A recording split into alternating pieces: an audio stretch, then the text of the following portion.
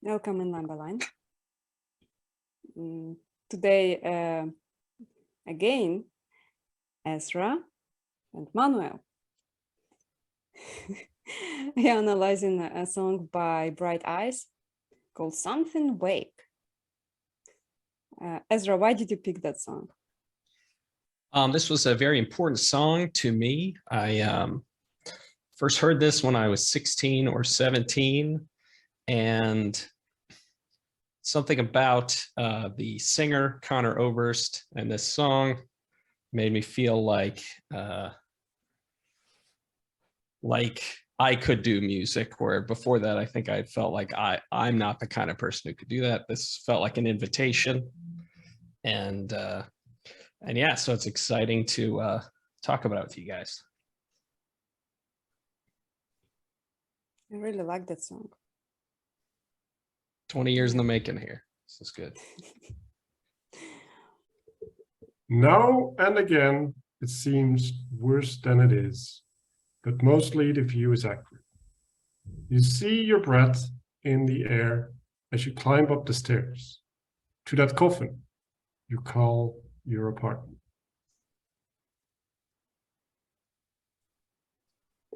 Yeah. Ezra, what do you make out of that? Well, I've always thought of the first two lines as about depression, or some kind of like a depression where some, and it's I take that as a dark humor, that it's like admitting that sometimes your sort of depressive outlook on life is distorted. It's not really real. But then this line that, but mostly the view's accurate. So it's like your life really is bleak. Things really are dark, or something like that. So I think that's kind of tongue in cheek, a bit of joke there. And then with the breath in the air, we're in winter, cold, death, and then the coffin. So your apartment is like a coffin. Again, more death. And I think as a angsty teen, this song gripped me right away with that opening there. What do you guys think? So I get this now and again. It seems worse than it is, but mostly the view is accurate. That is a state that I kind of recognize in myself, right? Like I don't think that's a joke. Like I think I've literally said that, or at least the sentiment. The problem that I have, right, is like, yes, right, like the view is accurate, but that's the problem, right? Like the problem that's not the problem whether it's accurate or not, right? It's like, should you have it, right? Like, is it relevant? Should you look at the world in that way? That's the question, not whether like your description is true. So when you're in that state, or when I was in that state, right, like I feel like I was in this trap where it's like, oh yes, I got the accuracy, like I'm right, and therefore it must be like this. And it's like, no, because it's like there's other rights, and the right that you follow is going to be the world that you live in. And yeah, so maybe embrace the one with more freedom. And so I see the climbing up the stairs and the breath in the air. I see it as sort of, I'm thinking of Jesus taking his cross up the hill, right? And instead of going to a place of relief, you go to the coffin, right? And the coffin is the place where you go to die, right? Or to go to be dead, right? And your apartment is that place. So I get this idea where it's like you're slowly dying, right? Like and there's no way out, and you know it, and that's just what you resigned to. Shit, man, that's dark. Oh my God. Okay, I like mostly the view is accurate. That's exactly the reality becomes what we think. So even when he is happy and he sees everything in brighter colors, the view still will be accurate because the receiver is inside, let's say. He focuses on visuals a lot. Like he doesn't talk about hearing things, he talks about seeing things, even though it's a song. I see your breath in the air, your, like, whose. He detaches from himself somehow as you climb up the stairs. So who is, so he doesn't see himself as himself, he sees like himself as some separate entity to that coffin you call your apartment. I see dissociation here, hence the unhappiness. So he doesn't want to associate with that unhappy person. He doesn't, like, maybe later on in the song he will start identifying with himself. But so far, he's basically pointing a finger, perhaps at himself, but in an unhappy state, but he doesn't accept it. So I see it optimistic, let's say. Also, I like the idea of criticizing the environment, because this means he might try to change it. Worth would be apathy and acceptance, but he's like trying to trigger somebody himself into doing something to change that, which is like, I do see it as optimistic thing. Okay. So I like this idea where you're saying, yeah, he's looking at himself in the third person, and I think that's related to the accurate view, right? Like if you want to be objective, or like this is what's going on, right? Like you have to detach from yourself, right? Like you said, right? Like you are, or you see in some sense who you are or what you want to see, right? And he wants to see the person away from the suffering, right? He wants to have the disconnection from the suffering. So he's seeing this empty world, right? Like this world where he's actually not living in it. Yeah, and I like what you said about the coffin you call your apartment. It's like it's almost like he's calling himself out. It's like, you're lying. You call this an apartment, but don't you see it's a coffin? You're dying. You know, something needs to be done. We can't go on this way, type of thing. And you sink in your chair, brush the snow from your hair, and drink the cold away. So are we going with snow being Coke here? Is that being brushed? No. No. He obviously came out, he was out without a hat. And like, or maybe he has super long hair. He took out the hat and then he brushed whatever fell in there. He might live in South Dakota, I don't know. Apparently it's always snowing in there. Nebraska. Okay. I'm unfamiliar. It gets very cold in the winter. Cold places, okay. Cold in the winter, hot in the summer. So okay, I think where I'm stuck a little bit is when I see he's walking up the stairs, I envision it's like inside a building, right? So when you go inside, like I have this ritual at the door, right, where you just brush off your. So when he's like, well, no, I'm not doing that until I'm in my apartment. That can also say it's like he doesn't take the effort to do that, right? And he's just like slouching up the stairs, and it's like, oh yeah, I forgot to get the snow out of my hair. and there's also this element where I don't feel like the cold is gone in his apartment, right? Like he's drinking the cold away. So I kind of see him like in a blanket on his chair, like having some warm blue wine or whatever. Is like.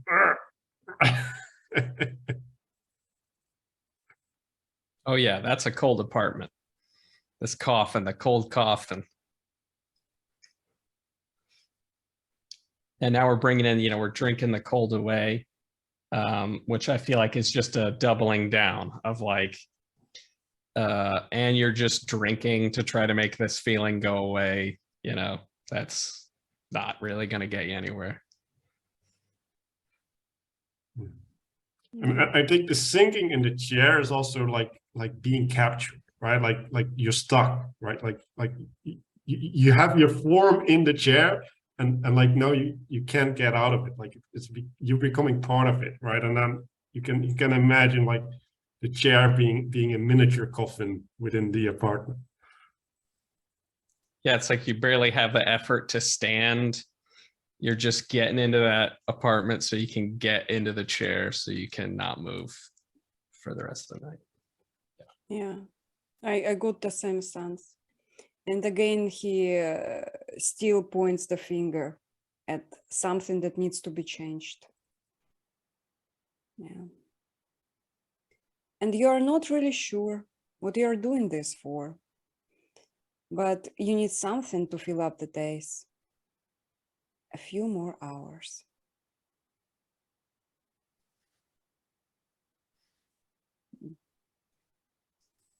Yeah. So I think this is going back to all of it, right? Like it's not, oh, why am I sitting in this chair, or like, but it's like his life. Like he's reflecting on his life, and he's like what is the meaning of all this? I go through these motions, but it's not going to change.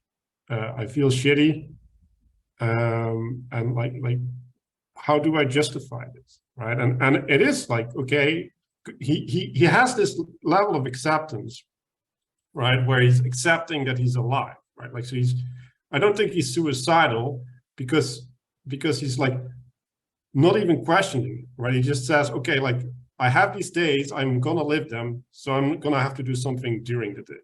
Like that's his attitude, right? And then he's basically trying to sit it out, and that goes back to the coffin again, right? Like he's just waiting to die in some profound way.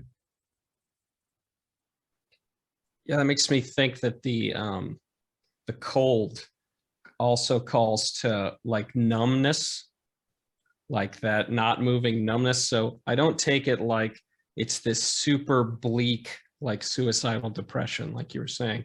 It's more like it made me think back to mostly the view is accurate. It's like this just kind of a desolate but non-changing view, like a winter view. Like it's not that he's super depressed. Sometimes he might get super depressed, but mostly it's this just numb, no meaning, doesn't know why he's doing this. He's just filling up the days. And then I also thought the fact that we're speaking to the you, you, I also feel like there's another dimension where that like reaches out to the listener. So like you hear this song and it's like, you're doing all these things and you're just walking through your life and you're stuck and dying. And if you're me, then you heard this as a teen and you're like, yep, yeah, check. All right. Like he seems to like, what's next? Are we going to get out of this? Hashtag meaning crisis. Relatable. Exactly.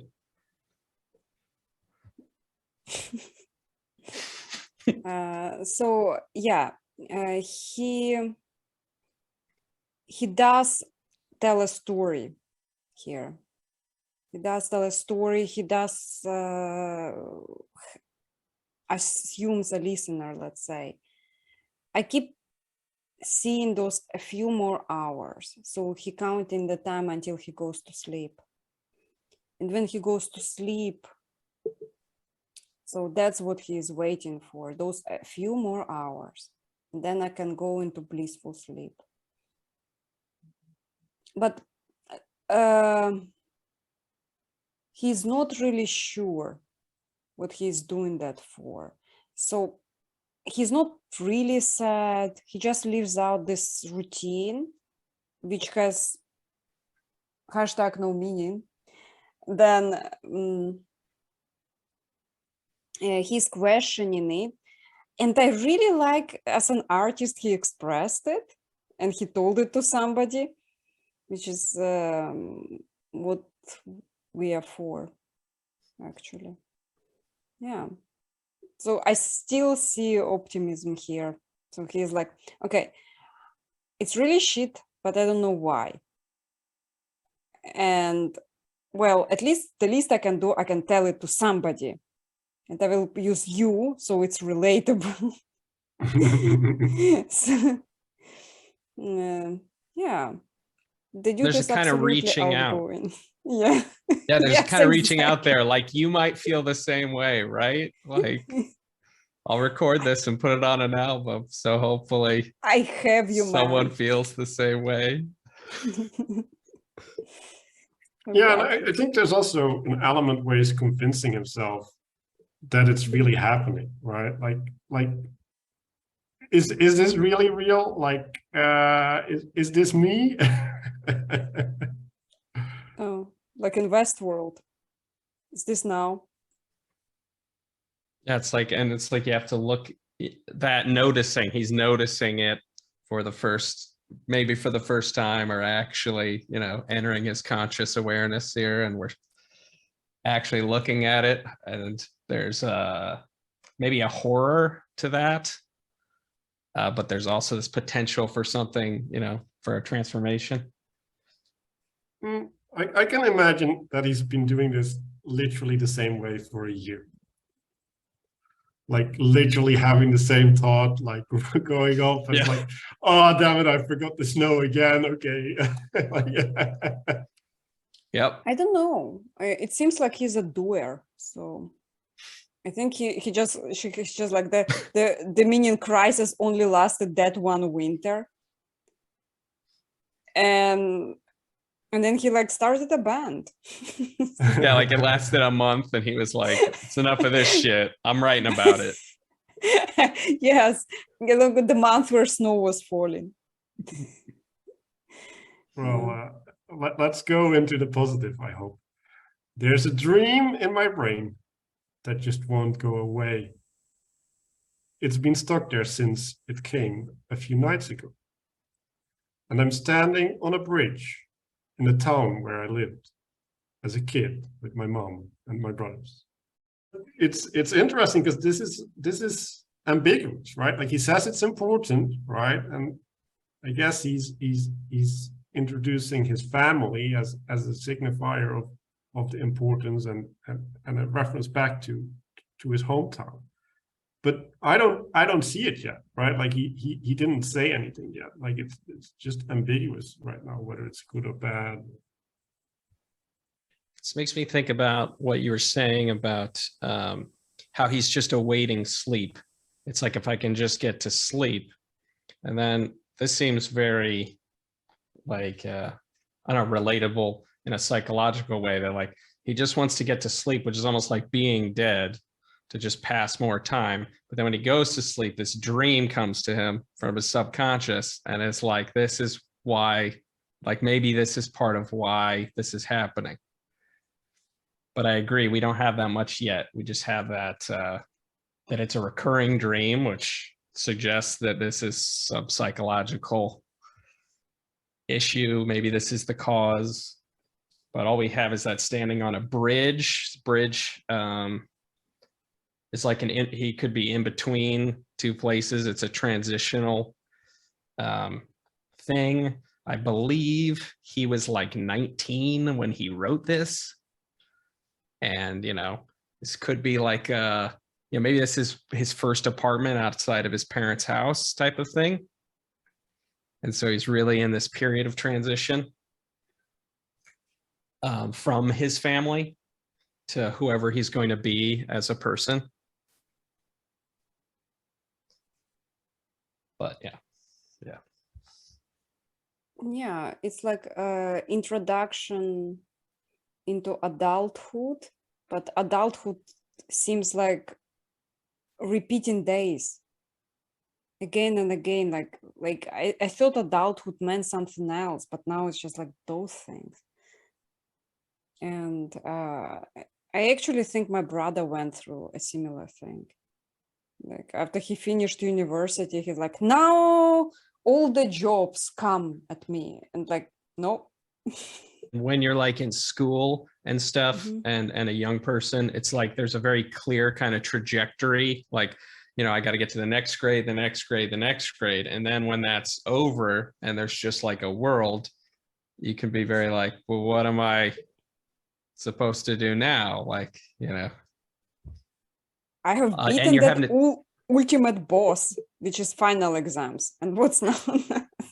yeah. And like suddenly he has the responsibility, or maybe there's like this, you know, suddenly the responsibility is on him to like figure out what to actually do with his life. Yeah. Yeah, so I like the perspective of the dream analysis, right? So a bridge is a symbol of transformation. You call it transition. It's kind of the same thing, right? But he's standing, right? Like he's not moving. So that's a stagnation, right? And it's also a bridge in a town where he lived, right? So it's not connecting him to something new. And Right? He's like and stuck in the past. yes, right. Like and his mom and his brothers, right? Like that's his anchor, right? In some sense, that actually is holding him in the past, like you said. So that's where I'm at like this now.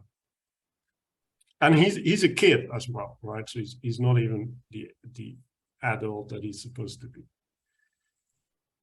That's regression. I actually wondering one thing. Was he the oldest brother, the middle brother, or the youngest brother? Like, I don't know if it's relevant, but it's super interesting to me. Like, I'm projecting that like he's the youngest brother.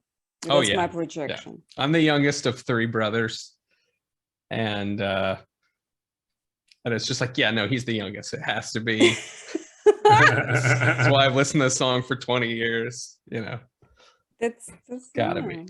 Well, yeah, it's interesting, right? Because if he was the oldest, he'd be expected to take the lead, right? But if he's the youngest, there's a justification in him standing still because the others are supposed to lead for him.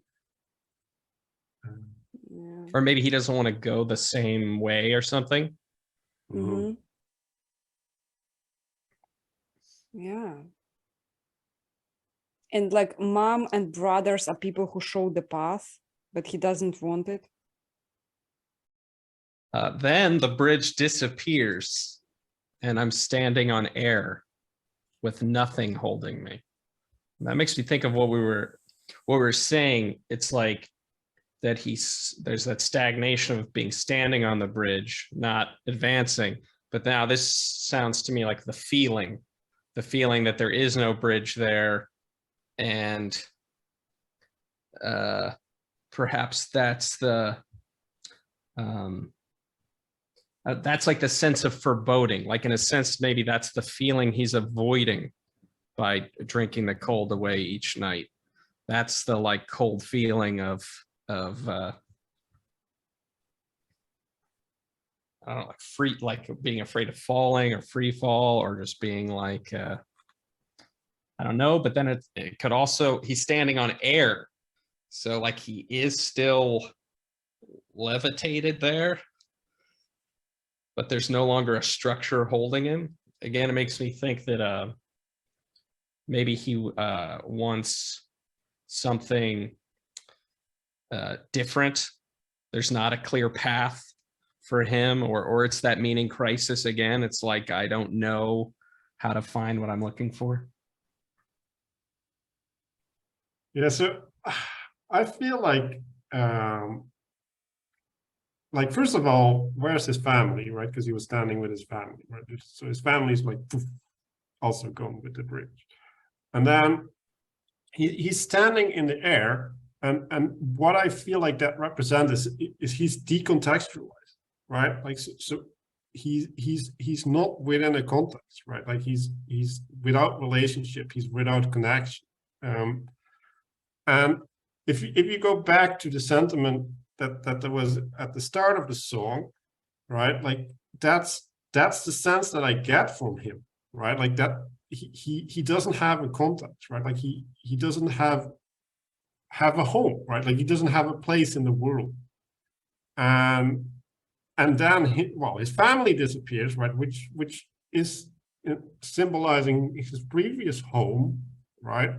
And then nothing holds it, right? Like so I think the holding is the place of the thing that holds you is what secures you, right? Like it's what grounds you, it's what doesn't let you drift, right? And yeah, like so I feel like he's profoundly lacking that in his life.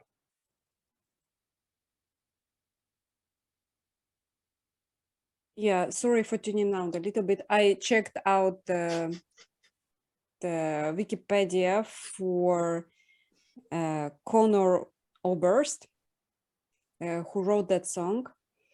He is, they don't say if he's the youngest brother, but his oldest brother died. Like the brother who's older than him. So he's either the youngest or the middle one. Yeah. Yeah, he was born on February 15th. Interesting. And he has, as I envisioned, actually, he has very long curly hair. I'm like, actually, not like he comes with the head, like he has those curly hair and he brushes over the snow. Yeah.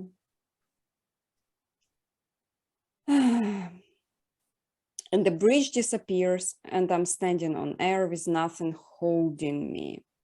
Like to me, that dream is extremely positive. This means he's in the realm of pure potential. He doesn't have to go the way that his mom and brothers show. By the way, his oldest brother was a teacher, a school teacher. I'm standing on the air.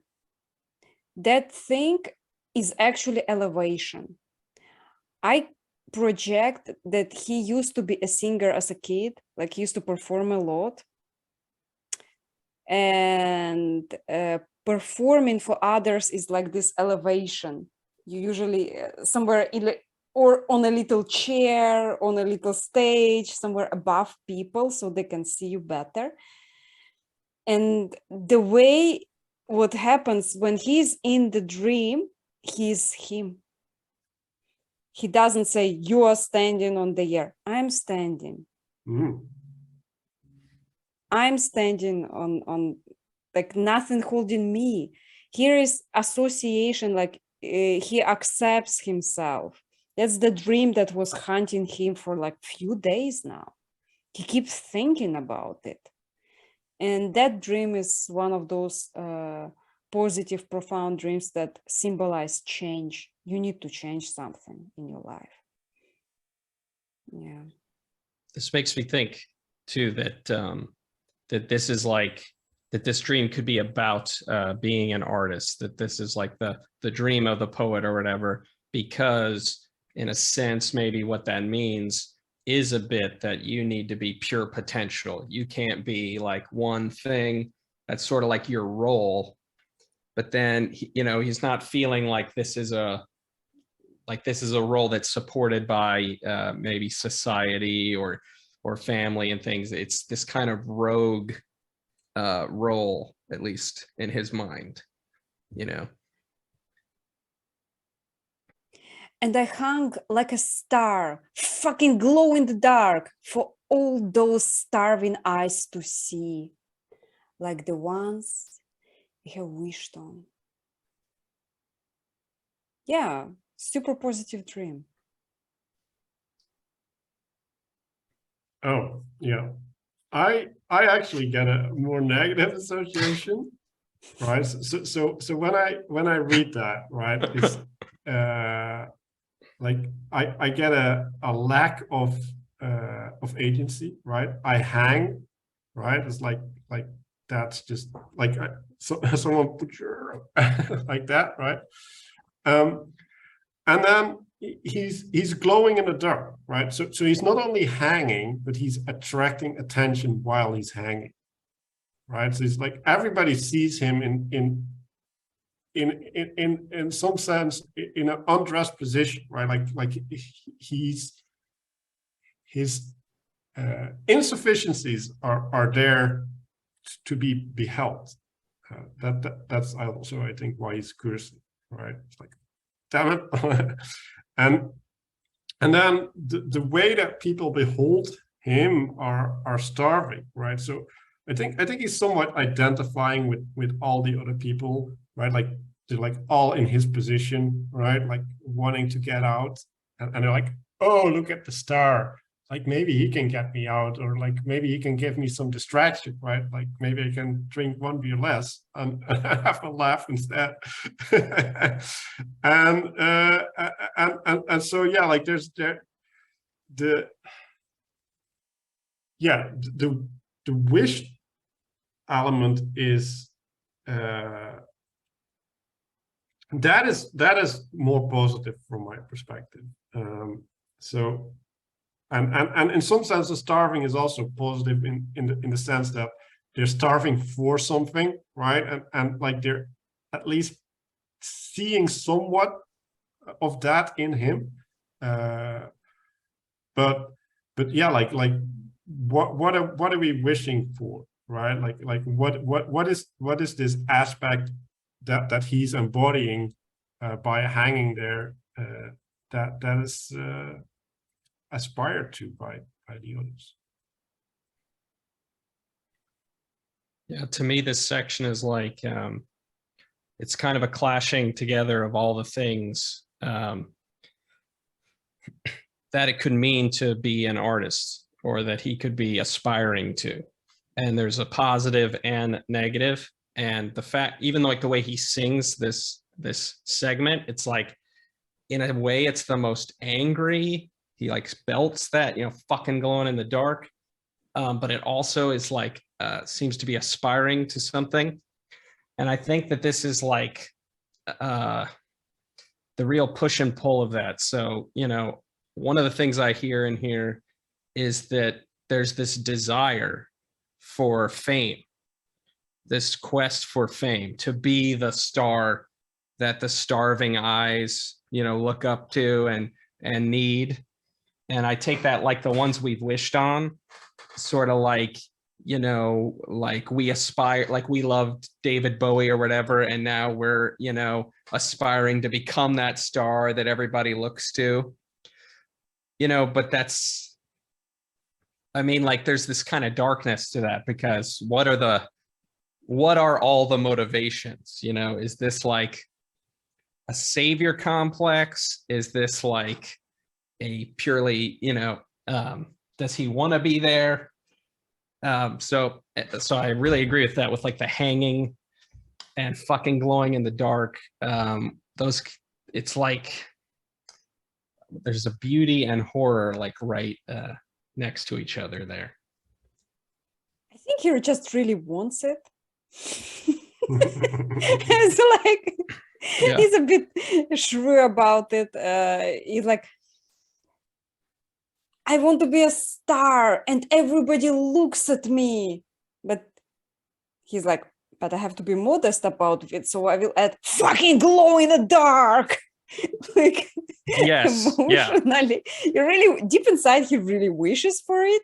But publicly, he can't admit to it. So he is a teenager probably still. So he has to be cool. And in reality, I was a star. I glowed in the dark and people loved me. oh my God, he cannot be like that. He has to be cool, like, oh, brushing snow from my hair. Like I'm a rock star, I'm cool. So he's playing here. Actually, like the way he sang it, he was totally pretending. He was super happy to receive that dream. It's funny the way you describe that. I see as like I could even see like the genders clashing there a bit, because I just saw that as a little feminine. That like I'm gonna, like there's like a nurturing thing to being the star and on the stage and taking care of those with the starving eyes. But then he's like, but no, I got to be like a man. I got to be like a man. And I also connect. There might be cultural things. Connor's from the Midwest of the United States. The sentiment of this kind of place is like, it's not the place where the arts live in America. The arts are on the coasts. It's California, New York. You're in the Midwest. It's like, what the fuck are you doing? Like, get a job in a plant or something. How dare you to glow in the dark? Yeah. Get in line. Yeah, exactly. Exactly. And there's a starving for it. It's like there's a starving for the maybe the wisdom that we get from art, maybe other things that we get from the arts, but it's like this, culturally, like we don't do that here. So of course he's not like on top of a scaffold. It's like, nope, the bridge isn't there. Nobody will ever encourage you to do the thing. It has to be like all on you. But then I feel like there's a guilt there. Like he has like a self-loathing artist. So I see it a little bit different. Like I like this aspect where he's yearning for it in some way, right? Like I do think that's true, but I also take into account his age. Like I think he's just inexperienced, and he's like, oh my God, I'm the star, right? Like now there's all of these people looking at me, right? And like I'm glowing, like I can't turn it off. Like it's there. I have to deal with it. Like I don't know what to do, right? Like I don't know how to relate to these feelings that are inside of me, right? And it's like, but I wished for it, right? Like this is what I wanted, and now I was like, oh. So yeah, that's where I go with it. Oh, I could totally see that. I could see it like in Connor's career. He was doing music from, I think, the time he was 10. He was like releasing tapes and in bands and things. But at this time, he starts to blow up and become actually popular. And there's probably a like, hey, I'm becoming the thing. Like, this is what we dreamed of. But then it's like, there's fucking magazines talking about me. And like, I'm like a pinup in sad girls, bedrooms. Like, I'm not sure that this is what I, bargained for, type of thing, or that he can handle it. But now I'm confused.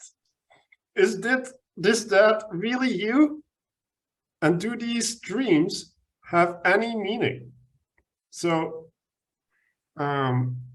I'm also confused.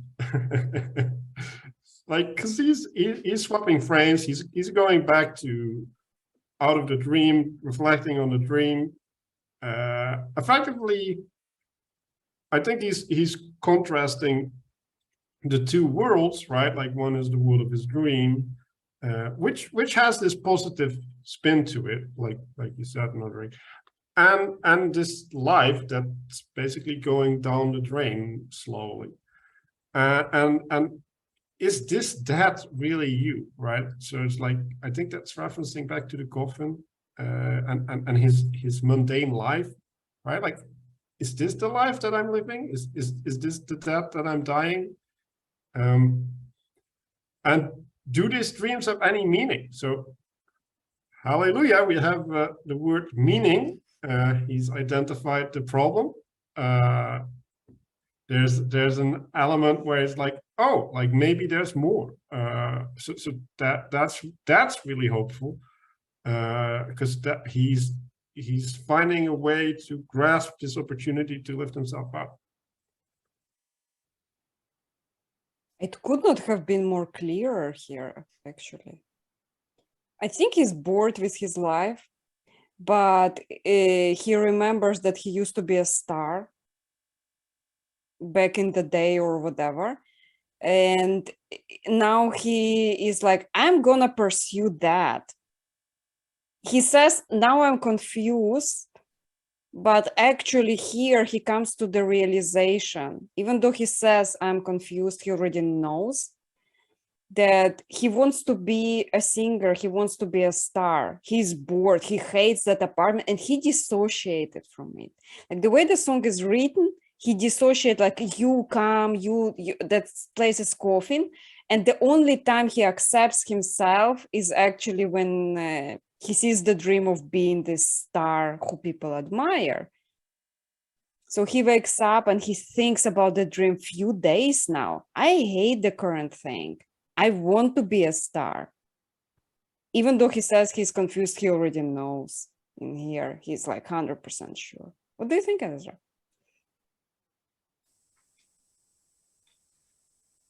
I agree with both of you, but when we get to this, do these dreams have any meaning? I do take that as a little negative, because it's like he's not sure. He's not the true believer. He's not like, yes, I know what to do. I know what I'm supposed to be. He's like, maybe this is all, like, I take it as he returns back to that place where he's like on the border of the two things. And he's like, maybe dreams don't mean anything. Like, we're returning to the lack of meaning from the beginning. Like, maybe dreams don't mean anything. Maybe nothing means anything, you know, and just walk up the stairs again tomorrow night and drink yourself, you know. So I take that as a kind of warning sign, like he's returning back. It's like he's been visited by the dream, which is trying to tell him the answer. The song's pointing to the answer. I totally agree with you that the fact that he's saying I only in the dream, and the rest of the time it's like dissociated you. And here he goes, now I'm confused. Is this death really you? This is like returning back, having visited the thing, and then being like, it's not quite, like the revelation hasn't quite taken place. Yeah. And then he says, no, I think it's more like a ghost that's been following us both. Something vague that we are not seeing. Something more like a feeling.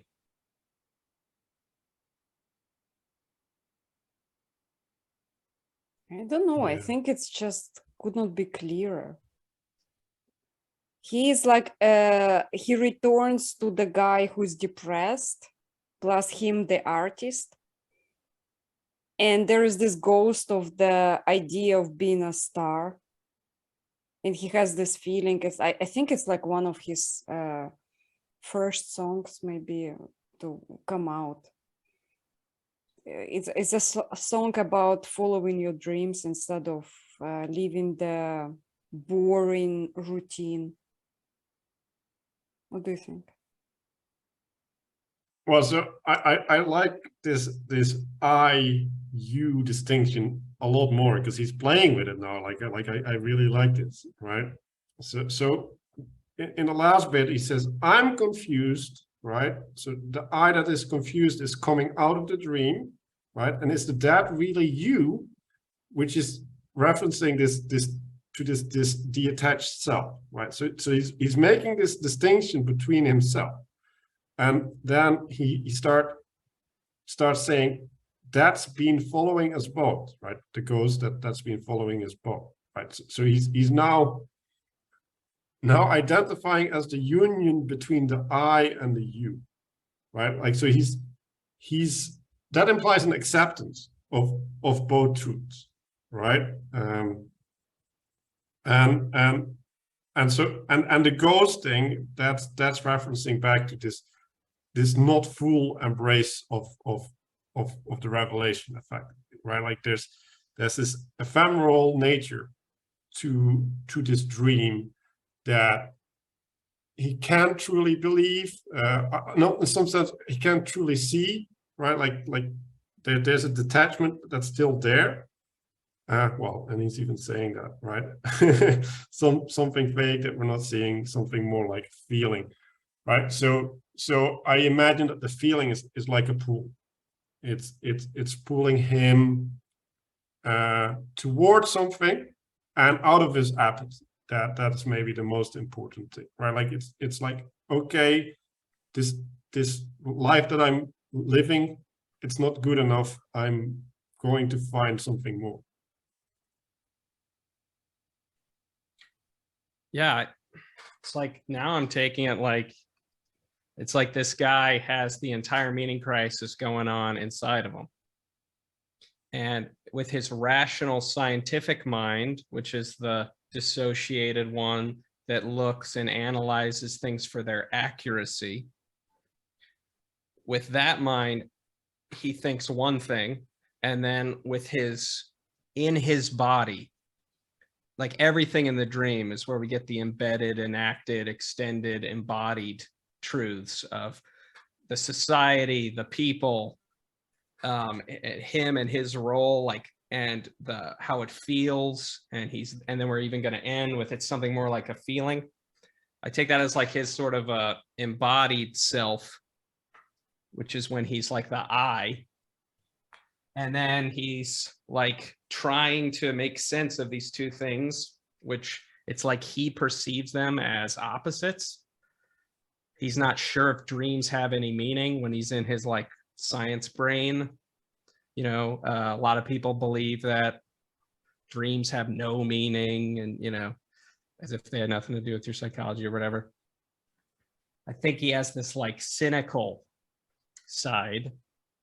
And then this like, you know, the embodied, how he really feels. And I think Nodrik hit the nail on the head on part of what he feels there, of how he wants to be the star in the center, you know, like, but that's all this opening and this like real openness and acceptance. And he's like, his science brain is like trying to shut that off. Like it can't make sense of them together.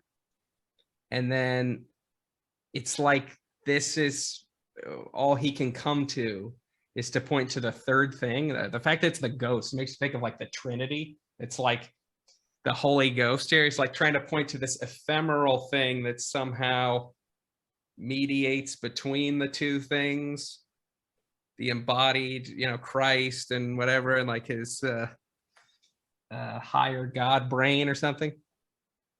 Or it's like the logos or something that he doesn't quite have. He doesn't have words for it. That's why it's vague.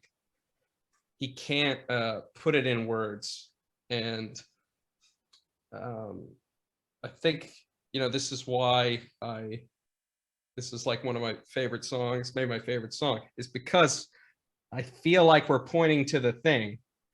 But when I hear the song, I do wonder if the singer has the thing or not. Has he really figured it out? Does he really, you know, or is he just going to like go back to like, no, but feelings aren't important and they don't matter. And, you know, what matters is accuracy and whether I'm right, you know. I feel like there's a haunting as well in the ghost. Right, like I don't think the Holy Ghost is something that's supposed to bring comfort, but I don't think he's getting comfort from the ghost. I think he's actually haunted by it. He's disturbed, right? And I like this idea, right, where his rational brain is like stepping in and saying, no, I think it's the ghost, right? Like there's this actual battle that's being envisioned with it, where it's like, no, you can't think these things, like that's not allowed, that's outside of the rules. and I think he's giving in to that, if you ask me for my conclusion, I don't think he's seeing it. Like I think he's still trapped in it. Yeah, that's some nice projection, man. I take it more like a Zen koan or something, like this is pointing to the way, it's pointing at the truth, but I don't know that he has it. And I think this is something Mhm. true of art often, where like the art itself often has more wisdom in it than the person who is generating it, which is part of why I love this show so much. Because we get it out, you know. Oh, yeah. Yeah, we are the Scooby-Doo team.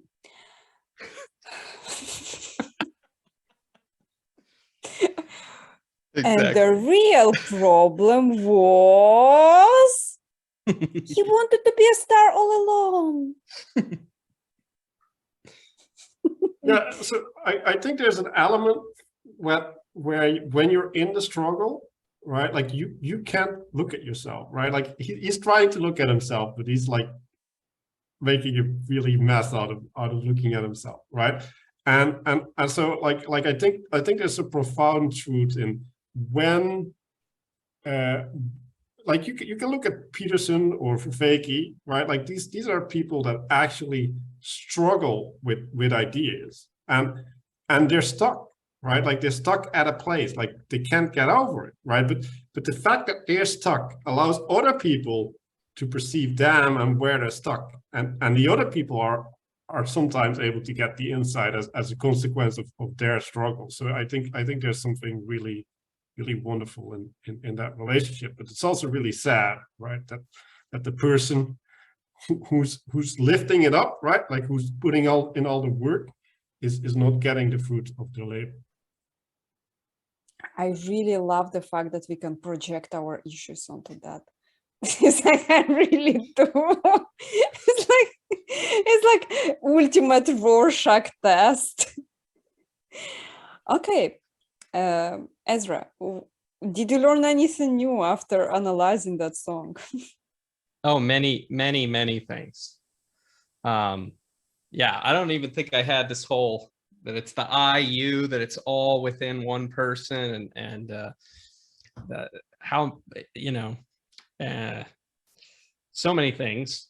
And the biggest thing for me is thinking about how,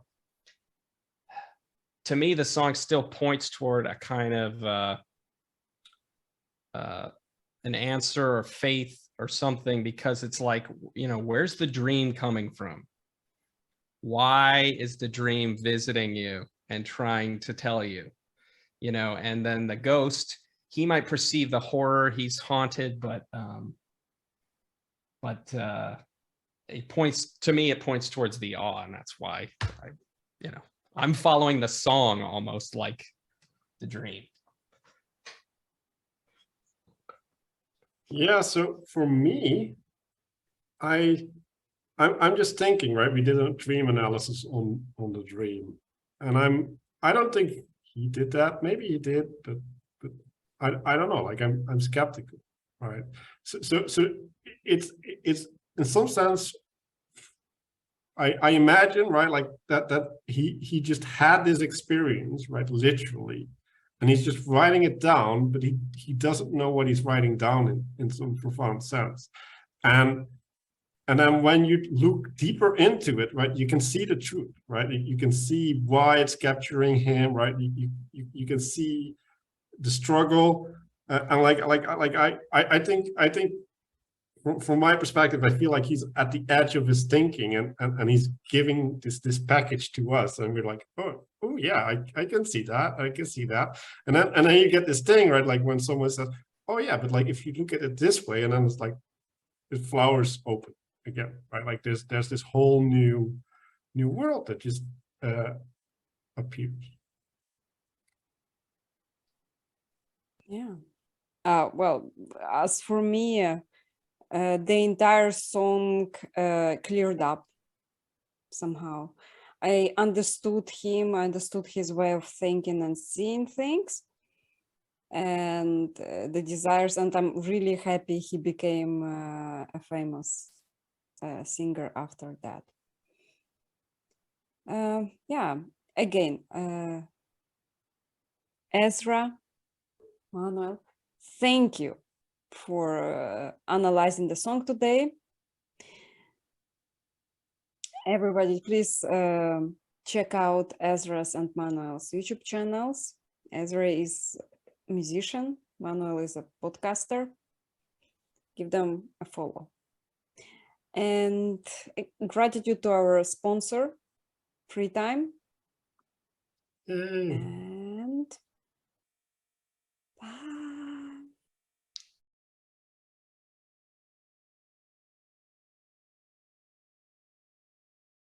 He was a big heartthrob for a certain type of emo person. What? On one of them, there was a comment that just said like, I've been listening to this song for 12 years or something like that, and every time it's the first time. Oh. And I was like, oh, that's how I feel. Not sure that's good or bad. I don't know. I understand this song so well. Like I know exactly what is going on. I had this feeling back in the day when I didn't figure out my life yet, but I was like, I don't like the current thing. I really hate it. I remember the good stuff, which is like all the dreams and thing. You just like heard it and you were like, this is why I need to see, I want to be a star. I need to get up my subscriber count. This is invigorating. Like, yeah, let's go. Yeah, that's the thing that I projected onto that song immediately, like right on. Don't leave me hanging among all the stars. like the things you brought into the song, I was like, what? No. He was thinking like that for a year. I don't think so. He just seen a dream few days and he's a star. Yeah. Life is easy, right? Wow. Ooh, what a star. Is it 50? Or is Oh it yeah. 52? That's a rock star.